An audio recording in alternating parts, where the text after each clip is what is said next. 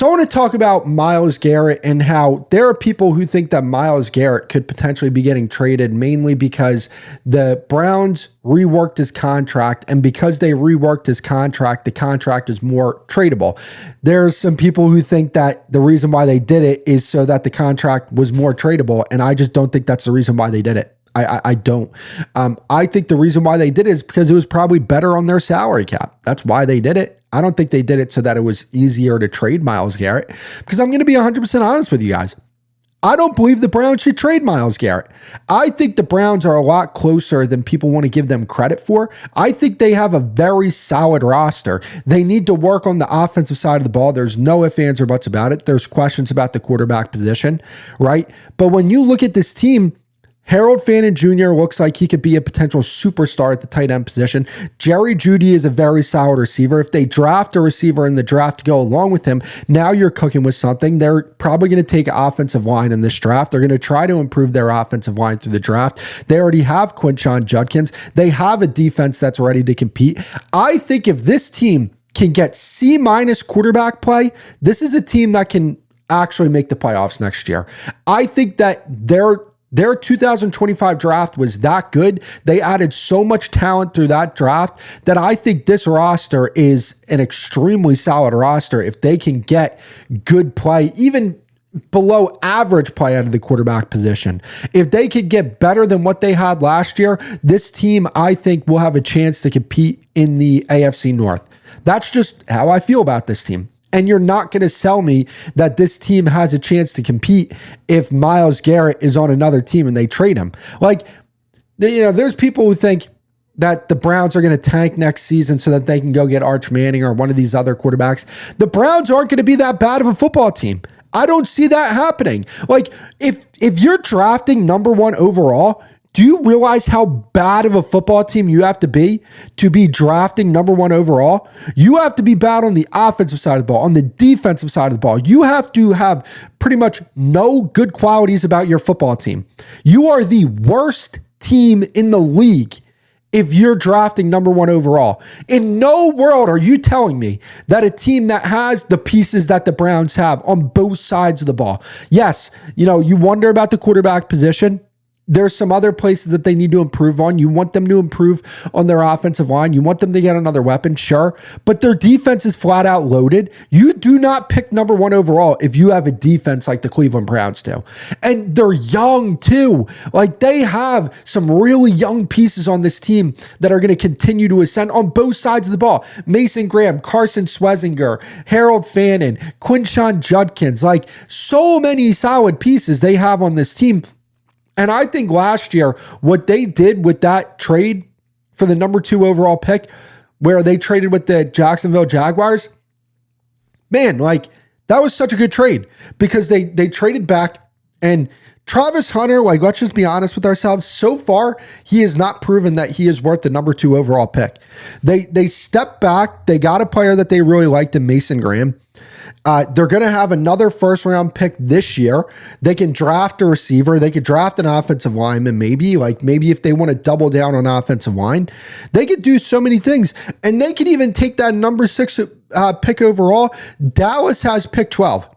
If they want to, they could trade that number 6 pick back to Dallas for 12 and 20, and maybe they flip them 39. But even if they don't flip them that, they still have 2 draft picks in the top. No, I'm sorry, 3.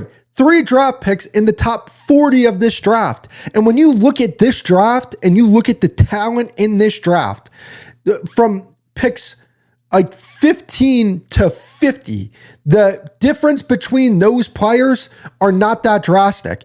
Like, this draft has some really good depth in it, some really good depth. And they're going to be able to take advantage of that because they're going to have 3 picks in the top 40. Like, they already had a solid roster outside of the quarterback, and now they're going to be able to add even more young talent to this team. Like, I don't think people are prepared for what Cleveland could potentially be next year if they get good quarterback play. Now, who their quarterback is going to be next year, I don't know. Is it going to be Shedeur?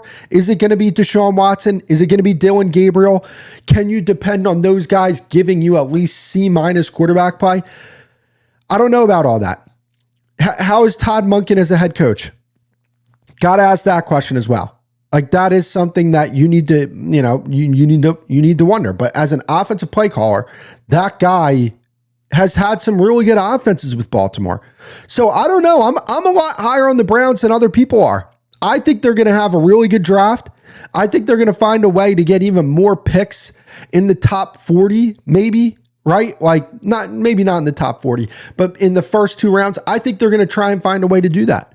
They are in a very good situation come this draft. And what they were able to do last draft was, I mean, man, that was as impressive as it comes. In the second round, you drafted 2 players that we could be looking at like 2 years down the line as top 5 players at their position. Quinshon Judkins looks like he could be a superstar in the NFL. Same thing with Carson Schwarzenegger. Right? Carson Schwarzenegger and Harold Fannin Jr. Like Mason Graham, we'll see with that one. We'll see what he could like really turn into. I still think he's a really good player. Like I think he's going to be a really good player in the league, but we'll see there. But like those 3 guys that I brought up could legitimately be top 5 players at their position. And they drafted those guys all in one draft. Like they put their franchise in such a good position with this past draft that I just don't think trading Myles Garrett would put this team in a better situation. Like, if you trade Myles Garrett, you're still going to have a good enough team to not be drafting in the top 5, I feel like. Because I think they're going to get better play from the quarterback position this year.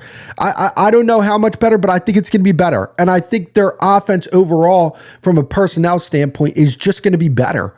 So to me, I'd keep Myles Garrett. I'd rely on that defense being a top unit in the NFL.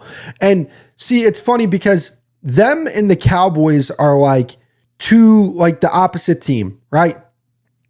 Cowboys have all the offensive firepower in the world, but their defense isn't very good. Or at least last year, their defense wasn't very good. We'll see what happens this year. Browns, same thing. A ton of defensive firepower, offense, not good at all. I shouldn't say the same thing, by the way. Shouldn't say that. And they're also 2 teams that have 2 picks in this year's first round. So it's kind of funny how the parallels are there. But man, look, I'm high on the Browns. I really am. Don't trade Myles Garrett. I think they have a chance to be a team that like maybe they're this year's Denver Broncos. Maybe they are. Like from 2 years ago, not like the past year where they made the AFC Championship game, but the year before that where they made the playoffs. And now, a year from now, you're looking at this team and you're saying, man, like they could put it together here. So yeah, I don't think they should trade Myles Garrett.